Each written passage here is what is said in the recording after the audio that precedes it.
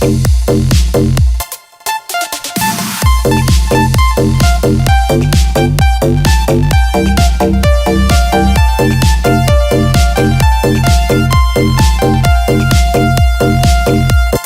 cầu đi quán, đi bán lợn con, đi mua cái xong đem về đun nấu, mua quả dưa hấu về biếu ông bà, mua một đàn gà về cho ăn thóc, mua lược chải tóc, mua cặp gội đầu, đi mau về mau kẻo trời sắp tối.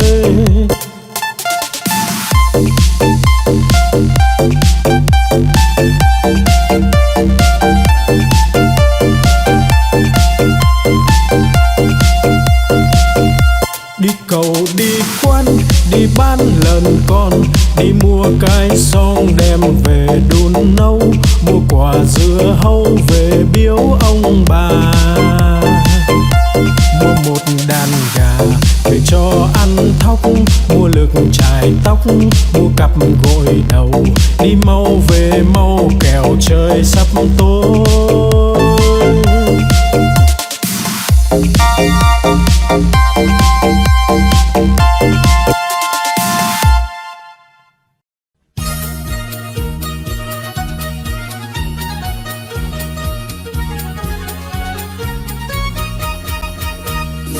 Đi chân bò cầm cây roi thật to, bò không đi lấy cây roi ra chọc đít bò, bò đứng dậy đi ngay.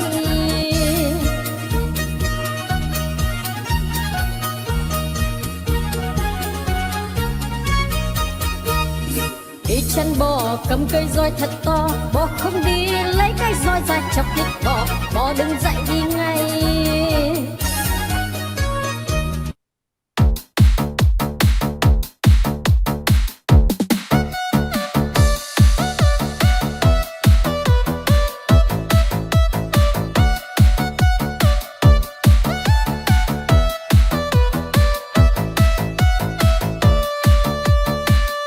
No lòng phĩ dạ là con cá cơm, không ướp mà thơm là con cá ngát, liệng bay thoăn thoắt là con cá chim, một cẳng chết chìm là con cá đuối, nhiều năm nhiều tuổi là cá bạc đầu, đủ chữ đủ câu là con cá đối, mai nở tàn tối là con cá hoa, trắng muốt làn da là cá út thịt, lưng dài hẹp nách là cá lòng tong, ốm yếu hình dung là con cá nhái.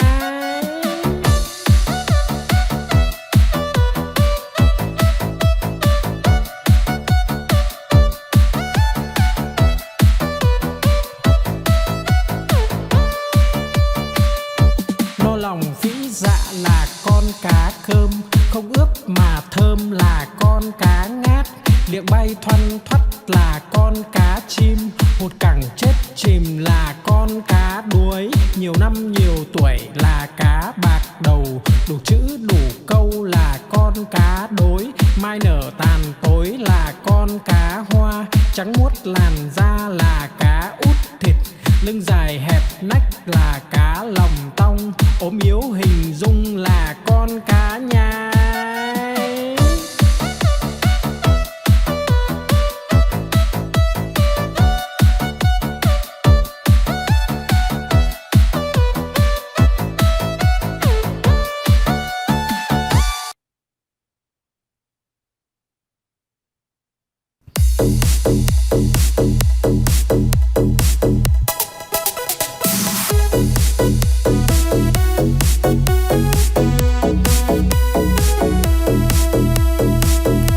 Bướm bay bướm lượn, bướm đậu nhành hoa, khoe đôi cánh đẹp rực rỡ muôn màu. Bướm bay bướm lượn, bướm đón mùa xuân, vàng xanh đỏ tím, bướm bay dập trời.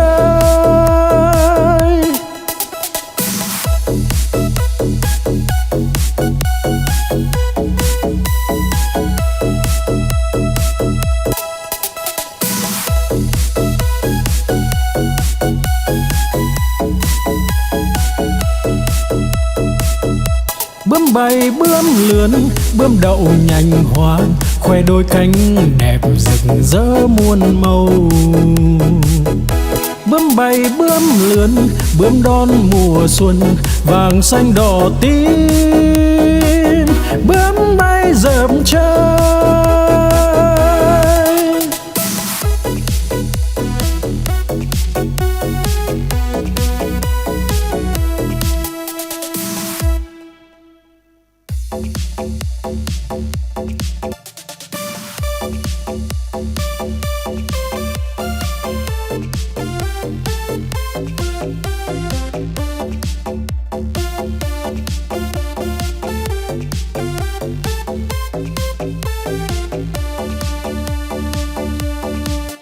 Con cua mà có hai càng, đầu tai không có bò ngang cả đời. Con cá mà có cái đuôi, hai vây ve vầy nó bơi rất tài. Con rùa mà có cái mai, cái cổ thụt ngắn thụt dài vào da. Con voi mà có hai ngà, cái vòi nó cuốn đồ nhà đồ cây. Con chim mà có cánh bay, bay cùng Nam Bắc Đông Tây tỏ tường.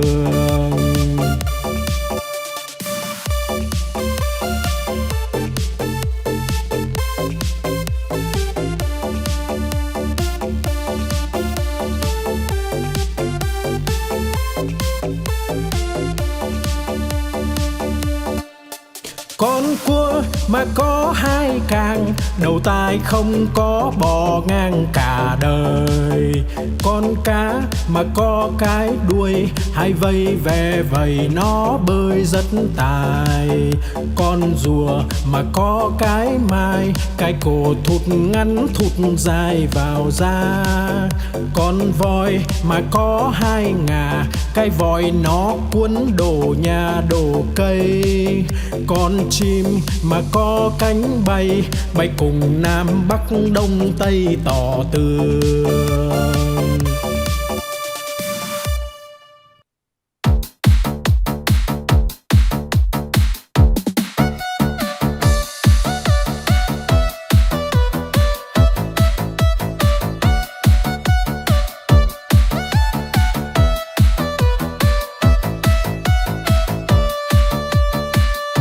No lòng phĩ dạ là con cá cơm, không ướp mà thơm là con cá ngát.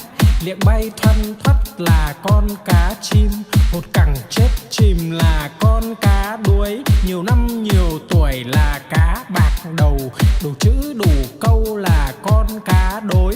Mai nở tàn tối là con cá hoa, trắng muốt làn da là cá út thịt. Lưng dài hẹp nách là cá lòng tong, ốm yếu hình dung là con cá nhái.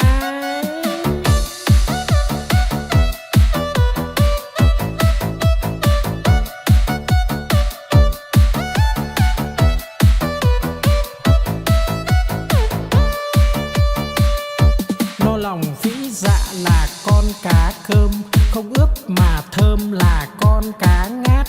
Liệng bay thoăn thoắt là con cá chim, hột cẳng chết chìm là con cá đuối. Nhiều năm nhiều tuổi là cá bạc đầu, đủ chữ đủ câu là con cá đối. Mai nở tàn tối là con cá hoa, trắng muốt làn da là cá út thịt.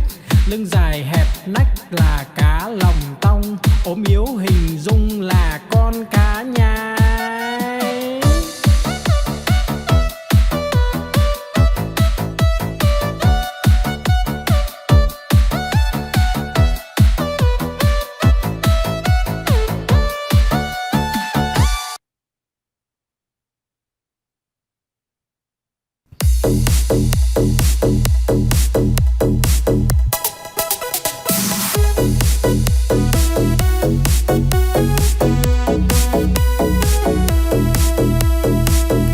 Bướm bay bướm lướn, bướm đậu nhành hoa, khoe đôi cánh đẹp rực rỡ muôn màu.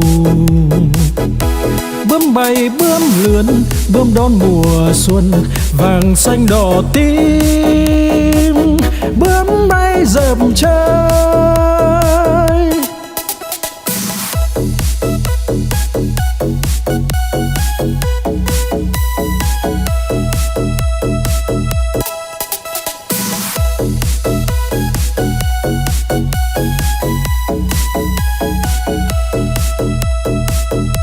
Bướm bay bướm lướn, bướm đậu nhành hoa, khoe đôi cánh đẹp rực rỡ muôn màu.